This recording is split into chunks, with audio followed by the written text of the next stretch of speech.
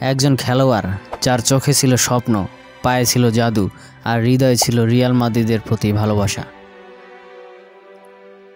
একজন ফুটবল খেলোয়াড় যিনি শুধু মাঠে নয়, হৃদয় দিয়েও ফুটবল খেলতেন। ফুটবলের প্রতি তার ভালোবাসা এবং রিয়াল মাদ্রিদের প্রতি তার আনুগত্য তাকে একটি জীবন্ত কিংবদন্তিতে রূপান্তরিত করেছে। 2007 সালে মাত্র 18 বছর বয়সে সান্তিয়াগো বার্নাব্যুতে পা রাখেন মার্সেলো।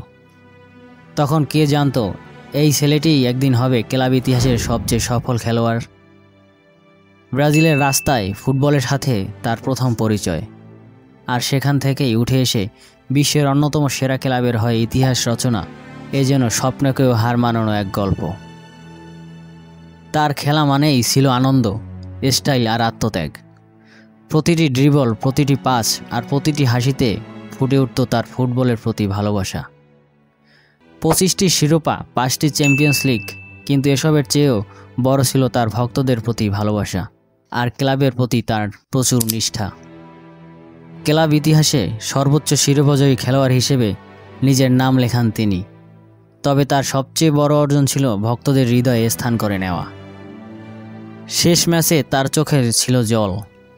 ক্লাব ছেড়ে গেলেও তিনি জানতেন রিয়াল মাদ্রিদ তার হৃদয়ে থাকবে চিরকাল। মার্সেলো শুধু একজন ফুটবলার ছিলেন না, তিনি ছিলেন রিয়াল মাদ্রিদের আত্মা।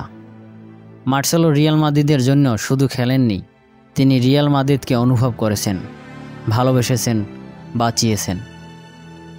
আর সেই ভালোবাসাই তাকে অমর করে রেখেছে ফুটবল ইতিহাসে।